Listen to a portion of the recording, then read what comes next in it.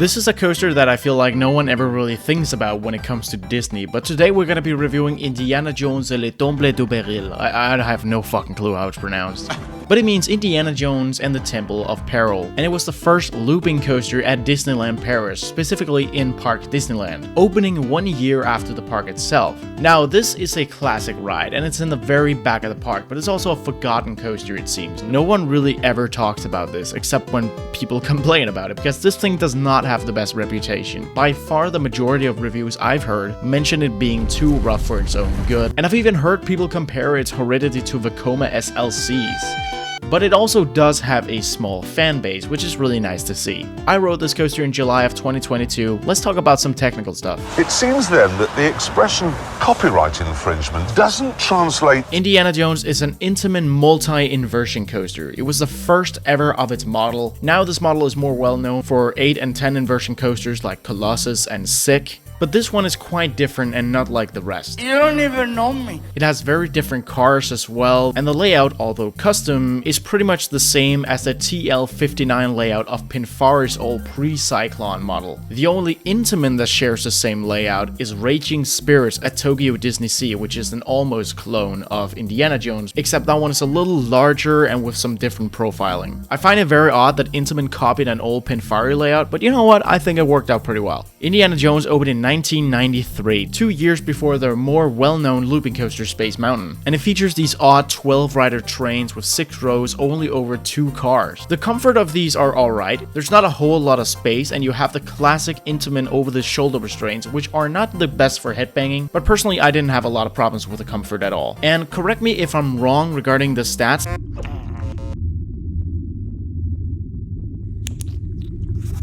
but I do believe Indiana Jones is 59.1 feet tall, which is a small height for a looping coaster for sure. It's 1,968.5 feet long, which is a solid length in this figure-8 layout that it has. And it goes 36 miles an hour, which is also a slower speed, but there is no one big drop, so that's probably why it never gets faster. It's got a prime ride time duration of 54 seconds, and I'm pretty surprised it isn't any longer, considering it's several slow sections. Finally, Indiana Jones features one inversion, which is a very iconic vertical loop, right in the middle of the ride.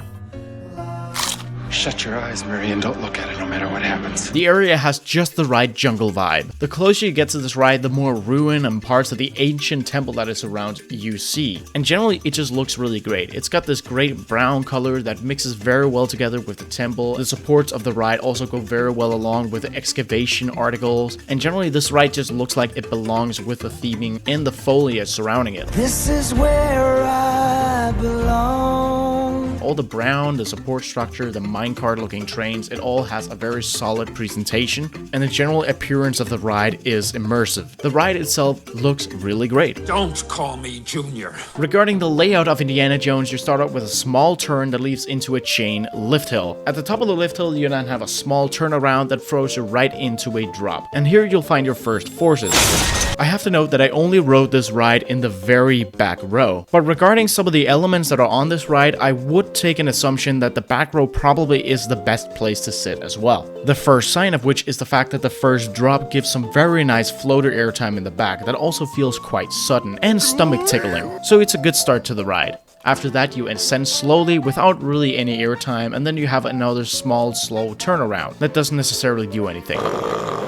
Then there is a mid-course brake run and then another drop, and this drop feels even better than the first drop. Here you get a pretty good flagector moment in the back row that once again really pulls you up from your seat and is just a great ton of fun. In fact, in my opinion, I would say that the airtime is pretty much what shines on Indiana Jones, which is not what I expected going in. After the drop is a small twisted ascent, which will give you a small floater pop and a lateral jolt before you then go into a turnaround without any forces. Then there's just a straight section. This is ass. Well, it's no wonder you don't have any friends. But that leads you into the next mid-course brake run, which leads you into probably the biggest drop on the ride, which is this longer curved / twisted drop. This drop definitely has some zip to it with some laterals right in the beginning of the drop, before then experiencing some continuing positive forces through the drop. Not necessarily strong forces, but they lead into the vertical loop, which certainly has strong forces. The loop on Indiana Jones feels very similar to a loop on an older Schwarzkopf coaster, except I would say the loop on Indiana Indiana Jones is even more forceful. This is a really great inversion and one of the best vertical loops I've experienced. I've become more powerful than any Jedi. You generally just experience sustained, stronger positive forces throughout the entire loop, and it is a great ton of fun with the circular shape and everything. This is a fast and forceful moment. After the vertical loop, you have another small twisted ascent which quickly gives you a jolt out of your seat into the side, before then entering a 540-degree downward helix. This helix definitely has some weaker positive forces, but they're not special in any way. But they do leave you into a small ascent, which gives you a very fun and stronger floater pop that also caught me way off guard even in the back row. You startled me, I'm sorry. After another mid-course brake run is a turnaround that once again doesn't really have any forces, but it does leave you into a very sharp bunny hill, which also gives a fun but not too strong moment of floater airtime. It actually feels very similar to the first bunny hill on Colossus, except not as sustained and fast. That's a weird comparison, I know, but they're even profiled similarly. After the bunny hill is another weaker turnaround before they then hit the final brake run, with a small weaker whip at the end. And that is the Pinfari layout of this Intamin Inversion Coaster. Okay, stop copying me.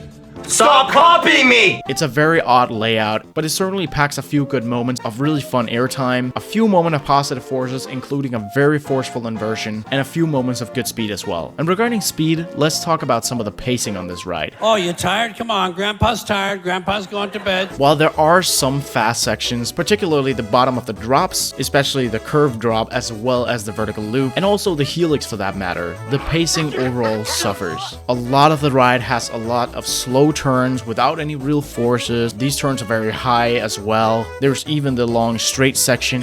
And overall, I'd say Indiana Jones almost feels like an old wooden coaster regarding its pacing. And I still don't understand why Intamin chose to make this kind of layout, even though it does wrap around the theming very well. But there are constantly breaks throughout the ride. It is poor pacing. And while yes, the pacing definitely does restrict the forces of the ride, it can also be a salvation for roughness, which we will talk about now. Have you ever heard the sound of a rubber ball breaking a window? People definitely call this ride rough, and yes, it has roughness and headbanging as well. Am I wrong? No, you're not wrong. Indiana Jones is definitely not a smooth ride, particularly in the turns and most definitely in the transitions. You will feel some jolts that will give a quick dose of headbanging and some shakiness. It's not as bad as some older Pinfari looping coasters at all, but it certainly is there, and I see the problems people have with it. That being said, the headbanging is really not that bad in my opinion. It's common, yes, and it happens several times throughout the ride, but it's not painful. And one thing that definitely surprised me on the ride was that outside of the transitions and the moments with headbanging, the ride was actually pretty smooth. It is mostly just the transitions and the banging that gives you those quick jolts of headbanging. But outside of that, it tracks really well and feels pretty smooth. Quite similar to some older Vekoma looping coasters. I definitely don't find the roughness on this coaster as bad as other people. In fact, it didn't really bother me at all, but also because I thought the ride was very fun outside of that. So while it is not a smooth ride overall, I personally have no issues with it. Okay then. The theming is one of Indiana Jones' great shines. After all, it is a Disneyland coaster. To start out with, the temple of the ride is absolutely great looking. It's obviously themed to the Indiana Jones movies, and it very much feels like an adventure. It feels like you're part of a big excavation. There are all these surrounding ruins, exotic foliage, the minecart trains, which make you feel like you're looking for a treasure of some kind around the temple. And there's fire too. Indiana Jones has an absolutely awesome atmosphere, and it is immersive. It's not the most immersive ride experience on Earth, or in Disneyland for that matter, but that is definitely a high bar to live up to as well, especially considering how old a ride this is. Generally, Indiana Jones features a bunch of great details in the queue line, when you look at it, doing the ride itself, and I would say it has a very well fulfilled and pretty cool theme as well. You generally get a pretty rad vibe from this coaster. That belongs in a museum! I generally think Indiana Jones is a pretty fun coaster. While I'm not a big guy for using the terms underrated and overrated, if I were to, I would definitely say that this coaster is underrated.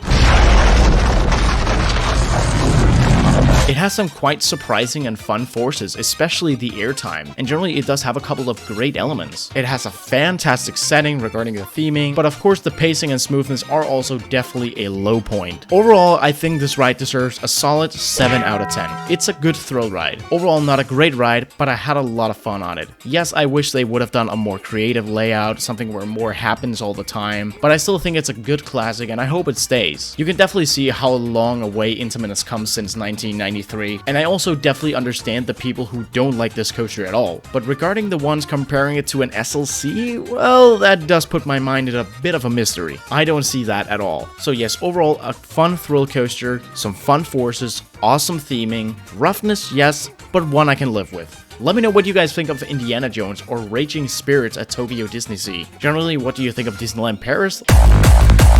I want to know all your thoughts, man, so let me know down in the comments below, and otherwise, bye!